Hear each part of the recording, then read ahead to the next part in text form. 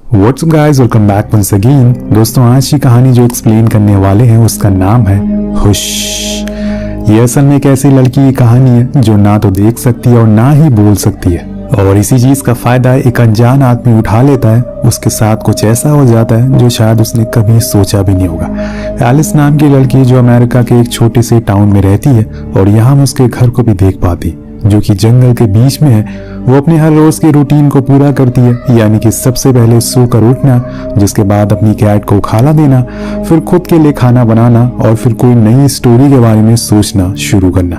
यहाँ पर हमें ये भी पता चलता है कि एलिस एक अच्छी और जानी मानी राइटर है और उसकी कई सारी हॉरर स्टोरीज लोग पढ़ना पसंद भी करते हैं। खैर, आज वो लैम्प बना रही है जो कि उसे कुक करना आता नहीं है। वो इंटरनेट से रेसिपी को देखकर उसे बना रही है। तभी उसके पास उसकी पड़ोसी सारा का मैसेज आता है जो उसे बताती है कि वो उसे उसकी बुक लौटाने के लिए आ रही है, क्योंकि उसने बुक पूरा पढ़ लिया है। अब वो बाहर जाती है और वहाँ पे उसे सारा आते हुए देख लेती है, जो कि उसे टूटी फूटी साइन लैंग्वेज में बात करती है। हालांकि एलिस पैदाइशी गूंगी नहीं है, इसलिए उसे लोगों के मुंह से निकली हुई बातें समझ में आ जाती है। यही वजह है कि वो दोनों अच्छे से बात कर पाते हैं। यहाँ पर सारा उसे पूछती है कि तुम इतनी अच्छी और इतनी सस्पेक्टफुल एंडिंग कैसे लिख लेती हो।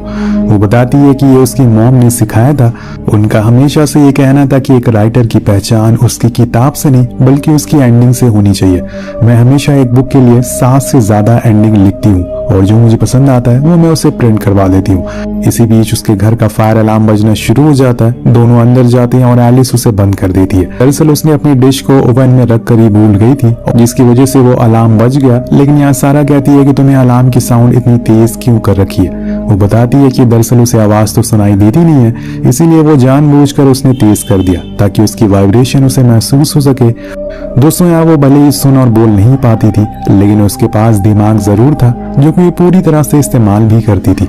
लेकिन उसे ये नहीं पता है कि आने वाले कल में उसके लिए सबसे मुश्किल और खतरनाक होने वाला है। जाते जाते सारा उसे डिनर के लिए इनवाइट करती है, पर वो काम करने का एक्सक्यूज देकर मना कर देती है, क्योंकि आज उसे एक नई एंडिंग लिखनी है जो अभी तक सबसे अच्छी होने वाली है। कुछ समय के बाद रात हो जाती है और तभी उसके पास एक अनजान आदमी का मैसेज आता है जो बहुत ही अजीब था, लेकिन उसके फेस से लगता है कि शायद वो इस आदमी को जानती है जिसे वो बात नहीं करना चाहती, लेकिन वो फिर भी उसे परेशान करता है। खैर, वो अपनी लैपटॉप पर अब हर रात की तरह काम करना शुरू कर देती है, क्योंकि आज उसे ये बुक कंप्लीट करनी है। उसने कई सारी एंडिंग भी लिख रखी है, जैसे कि हम देख सकते उसने इस किताब का नाम स्वीट वाटर लिखा हुआ है। अब उसे 7 एंडिंग में से एक चूज करने में मुश्किल हो रही है, क्योंकि जितनी ज्यादा चॉइस होती है उतनी ज्यादा कंफ्यूजन। वो थोड़ी देर के लिए ब्रेक लेती है और जाकर बर्तनों को धोना शुरू कर देती है। लेकिन तभी हम बैकग्राउंड में कुछ बहुत अजीब देखते हैं। सारा भागती हुई उसके बैक डोर पर आती है और पूरी खून से लथपथ थी।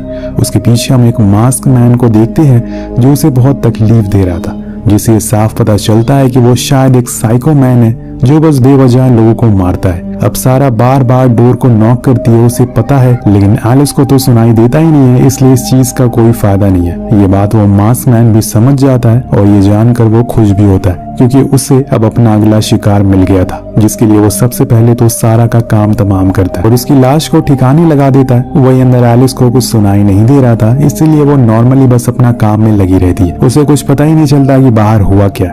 थोड़ी देर बाद वो फिर जाकर अपनी बुक को कंटिन्यू करती है। तभी उसके पास मैक्स उसकी सिस्टर का कॉल आता है, जो उसे बुक के बारे में पूछती है। तो वो बताती है कि अभी वो एंडिंग पर काम कर रही है। तभी मैक्स को लगता है कि शायद एलिस के पीछे से कोई गुजरा है। वो उसे इस बारे में बताती है और जब वो मुड़कर देखती है तो वहाँ पर कोई नहीं था। तो वो उससे कहती है कि शायद वो उसकी कैट होगी, वो अभी इधर उधर भटक रही है क्योंकि उसने सुबह उसे खाना नहीं दिया। जिसके बाद कन्वर्सेशन नॉर्मल हो जाती है और वो फिर कॉल को कट कर देती है। यहाँ से वो सीधा अपनी कैट को खाना खिलाने के लिए चली जाती है, लेकिन वो शॉकिंगली पूरे घर में कहीं दिखाई नहीं दे रही थी, जो कि उसके साथ पहली बार हो रहा था। एलिस को लगता है कि शायद वो कहीं छुपी होगी, कुछ देर में वापस आ जाएगी, और इसीलिए वो फिर से एक बार अपने लैपटॉप पर बैठ जाती है, काम शुरू करती है। तभी उसके पास कुछ फोटोज आती हैं जो कि उसी के फोन से खींची हुई थी।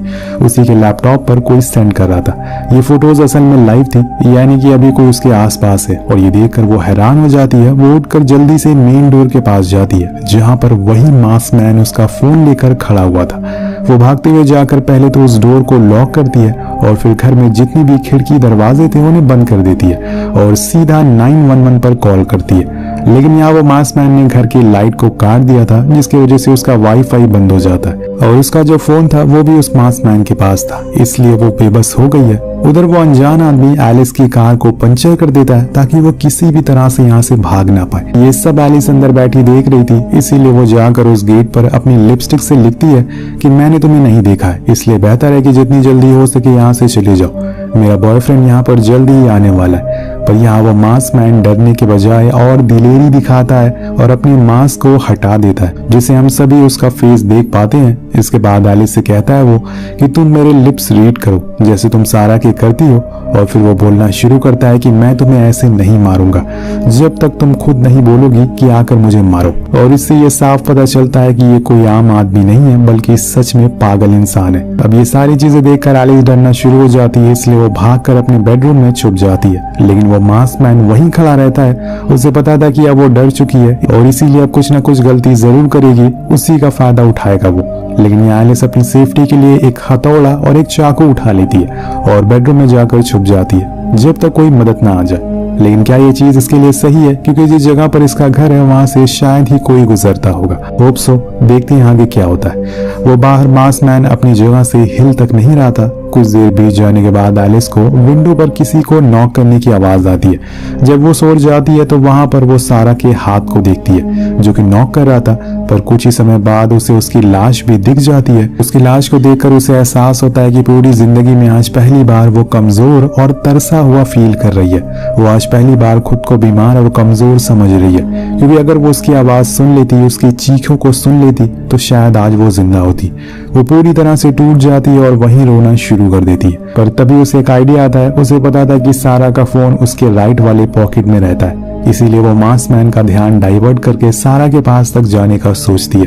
वो पहले तो कार की कीज को ढूंढती है और फिर उससे कार के हॉर्न बजाने लगती है, जिससे मास्कमैन को लगता है कि वो कार के पास जा रही है, इसलिए वो भी उसके पास जाने लगता है और इसी का फायदा उठाकर वो सारा की लाश के पास चली जाती है और वहां से उसके पॉकेट से फोन निकालने लगती है। लेकिन अफसोस कि वहां पर फोन था ही नहीं। इतने में वो आदमी वापस आ जाता है और इसीलिए एलिस को फौरन विंडो के वापस आना पड़ता है। लेकिन वो मास्कमैन अभी अपना हाथ अंदर करने की कोशिश करता है और इसी में वो फंस जाता है। इसी का फायदा उठाकर एलिस उसके हाथ पर वार करती है, जिससे कि वो घायल हो जाता है। और यहाँ उसने वही चीज महसूस किया जो वो औरों को दिया करता था, यानी कि दर्द और तकलीफ। अब उसके बाद कुछ समय बीत जाता है। वो मास्कमैन फिर से विंडो के पास आता है और एलिस को चिढ़ाने के लिए वो सारा का टूटा हुआ फोन उसकी इयररिंग दिखाता है, जिससे वो और परेशान होने लगती है। लेकिन ये एलिस को कैसे भी करके यहाँ से बाहर निकलना होगा, इसीलिए वो धीरे से स्टेयर के नीचे वाले रास्ते से बाहर आती है और इस बारी वो मास्कमैन उसे देख नहीं पाता।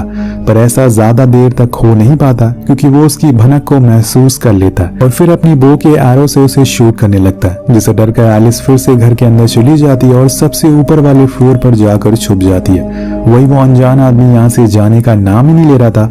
उसके लिए ये एक दिलचस्प गेम बन चुका था और वो इस गेम को पूरा करना चाहता था। पर वहीं दूसरी ओर एलिस की हालत अब खराब थी, क्योंकि अब उसे दिमाग लगाना होगा कि वो कैसे यहाँ से बाहर निकले। वो छत पर चली जाती है और वहां से दूर अपनी टॉर्च फेंक देती है, जिससे कि वो डिस्ट्रैक्ट हो सके। पर वो आदमी इतना बेवकूफ नहीं था, वो उसके इस प्लान को समझ जाता है और उसके ऊपर वो एरो को शूट करता है और इस बार एक एरो जाकर उसका पैर पर लगती है, जिससे वो जख्मी हो जाती है और उसे इससे बहुत तकलीफ होती है। इसी का फायदा उठाकर वो ऊपर चढ़ने लगता है, लेकिन एलिस उसी के एरो से उस पर वार करती है और उसके हाथ से वो बो भी छीन लेती है, जिसके बाद वो फिर से घर के अंदर आ जाती है, जो कि उसके लिए सही भी है, क्योंकि अगर वो बाहर गई तो वो पक्का मरेगी। खैर, वो सबसे पहले तो अपने जख्म को ठीक करती है, उसकी मरहम पट्टी करती है। इधर दूसरी तरफ हम उस मास्कमैन के बो पर कुछ मार्क्स को देखते हैं, जिस पर 11 लाइन बनी हुई थी, जिसका मतलब साफ है कि उसने 11 लोगों को मार दिया है। और अब बारी है एलिस की। लेकिन इतने में वहां पर जॉन आ जाता है, जो कि सारा का हस्बैंड है, क्योंकि उसे सारा कहीं मिल नहीं रही थी। लेकिन वहां उसकी मुलाकात उस मास्कमैन से हो जाती है। वो उसे बेवकूफ बना देता है ये कहकर कि वो एक पुलिस वाला है और उसे इस घर से कुछ कॉल आई थी, जिस वजह से वो यहाँ पर आया है। वो जॉन का फोन भी उससे ले लेता है, जो कि वो दे भी देता है। पर यहाँ जॉन को उस आदमी पर थोड़ा सा शक होता है। उसके हाथ पर लगे घाव को देखकर जब वो इस बारे में उससे पूछता है तो वो बताता है कि जब वो यहाँ पर आया तो किसी ने उस पर हमला कर दिया, जिस वजह से वो बेहोश हो गया। लेकिन यहाँ जब वो मास्क मैन अपनी जेब से जॉन का फोन निकालता है तो उसी समय उसे सारा की इयररिंग भी दिख जाती है, जिससे उसे पूरा यकीन हो जाता है कि कुछ तो गड़बड़ जरूर है। और तभी उसे घर के अंदर एलिस भी दिख जाती है जो घबराई हुई थी, इसीलिए वो चुपके से जाकर पत्थर को उठाता है और उसे मारने के लिए प्लान बनाता है। लेकिन ऐसा हो नहीं पाता क्योंकि वो देख लेता है और फिर दोनों में हाथापाई होना शुरू हो जाती है, जिसमें ऑब्वियसली जॉन जीत रहा होता है क्योंकि वो उससे साइज और पावर में ज्यादा था। लेकिन यहाँ वो एलिस को कहता है कि तुम भाग जाओ और वो उसके लिप्स को रीड कर लेती है और भागना शुरू करती है। लेकिन कुछ दूर जाकर वो गिर जाती है क्योंकि पीछे से उस मास्क मैन ने उस पर हमला कर दिया था। वहीं जॉन की भी मौत हो जाती है ज्यादा खून बहने की वजह से। और यहाँ वो मास्क मैन एलिस को भी कुचल कर मार देता है और बूम, ये कहानी यही खत्म हो जाती है। लेकिन रुकिए दोस्तों, ये कहानी यहाँ खत्म नहीं होती। दरअसल ये सब जो कुछ भी हुआ था वो बस हेलुसिनेशन था जो कि एलिस घर के अंदर बैठकर महसूस कर रही थी। तो वो कभी भागी ही नहीं। लेकिन हम देख पाते हैं कि जॉन की मौत हो चुकी है और ये सच है क्योंकि हम उस मास्क मैन को उसके पास ही बैठा हुआ देख पाते हैं। वो आराम से वहाँ बैठकर स्मोक कर रहा होता है और अंदर एलिस को अब एक एंडिंग की जरूरत थी कि जब तक कोई घर में ना आ जाए। लेकिन इसमें वो मारी जाएगी क्योंकि उसके घाव से खून बह रहा है और लगातार बहने से वो मर जाएगी। दूसरी एंडिंग ये थी कि वो मास्क मैन को ही मार दे जिससे कि ये सारा खेल खत्म हो जाए। और तभी हम देखते हैं कि उस आदमी को एलिस की कैट मिल जाती है जिससे वो मारने ही वाला होता है ताकि वो एलिस को और तकलीफ दे सके। लेकिन इतने में वो एक एरो शूट करती है जिससे उसके कंधे पर जाकर लगता है। वो घायल हो जाता है और इससे वो बहुत गुस्से में आ जाता है। वो विंडो की ओर आने लगता है और एलिस बाहर पड़ी एक एरो को उठाने की कोशिश करती है। लेकिन इतने में वो उस विंडो को बंद कर देता है और इसमें उसका हाथ फंस जाता है और उसकी सारी उंगलियां टूट जाती है। ये सीन काफी दर्दनाक होता है। एलिस चीख रही थी पर बिना आवाज के न जाने अगले ही पल उसे क्या हो जाता है, वो उठकर खड़ी हो जाती है और उस मास्क मैन की आंखों में आंखें डालकर विंडो पर अपने खून से लिखती है कि अगर हिम्मत है तो मुझे मार कर दिखाओ डरपोक। अब ये बात उसकी ईगो को इतनी ज्यादा हर्ट कर देती है कि वो उस विंडो को तोड़ना शुरू कर देता है क्योंकि उसे अब कैसे भी करके एलिस को मारना ही है। लेकिन उसके लिए उसे सबसे पहले बाहर से कोई दमदार चीज लेकर आना होगा जिससे कि वो विंडो के ग्लास को तोड़ सके। और इतने में एलिस अपने लैपटॉप में उस आदमी का हुलिये के बारे में लिख देती है और ये भी लिखती है कि वो उसे लड़ते हुए मारी जाएगी, जैसे कि उसकी बहन और माँ को पता चल सके और बाद में वो उस आदमी को ढूंढ सके। अब वो बाथरूम में जाकर छुप जाती है और उसका इंतजार करने लगती है ताकि जैसे ही वो आए वो उस पर हमला कर सके। लेकिन वो आदमी बहुत ही चालाक होता है, बल्कि उसकी विंडो से आता है जो कि पीछे थी और चुपचाप जाकर उसके पीछे बैठ जाता है। फिर उससे कहता है कि मैं अब तुझे मार कर रहूंगा। लेकिन यहाँ उसने ये गलती कर दी बोलकर, क्योंकि एलिस को उसकी सांस महसूस हो जाती है और उसकी वॉइस की वाइब्रेशन भी। इसीलिए पहले वो उस पर वार करे कि वो उसके पेट पर चाकू घुसा देती है और फिर जाकर किचन में बेहोश होने का ड्रामा करती है। जैसे ही वो वहां आता है एलिस उस पर कॉकरोच स्प्रे करती है जिससे कि उसकी आंखें जलना शुरू हो जाती है और फिर वो घर की फायर अलार्म को भी ऑन कर देती है जो कि बहुत तेज साउंड कर रहा था। ये सब चीजें उस आदमी को तकलीफ दे रही थी लेकिन वो इतनी आसानी से मरने वाला नहीं है। वो एलिस पर फिर से वार करता है और इस बारी वो उसे मारने ही वाला होता है। और अब यहाँ एलिस ने भी मान लिया था कि वो अब नहीं बचेगी। वो अपने आखिरी मोमेंट पर अपनी माँ और बहन को याद करती है, लेकिन तभी उसके हाथ लग जाता है एक वाइन ओपनर जो कि वो उसके गले में सीधा घुसा देती है और फाइनली वो आदमी मारा जाता है। उसने कर दिखाया था, भले ही वो कमजोर थी, वो सुन और बोल नहीं पाती थी, लेकिन उसके अंदर करेज थी यानी कि हिम्मत थी और यही उसे सबसे अलग बनाती है। वो सीधा 911 पर कॉल करती है और यहाँ थोड़ी ही देर में पुलिस आ जाती है। हम एलिस को उसकी कैट के साथ देखते हैं तब वो सुकून भरी स्माइल देती है जिसके साथ ही इस कहानी का यहीं पर अंत हो जाता है। तो दोस्तों, आपको क्या लगता है कि आखिर वो मास्क मैन कौन था? वो लोगों को क्यों मारता था और सारा की लाश का उसने क्या करा? क्या अब एलिस की नेक्स्ट बुक इसी इंसिडेंट पर बेस होगी? अपनी ये जवाब कमेंट में जरूर बताएं। मिलते हैं अगली वीडियो में। Peace out.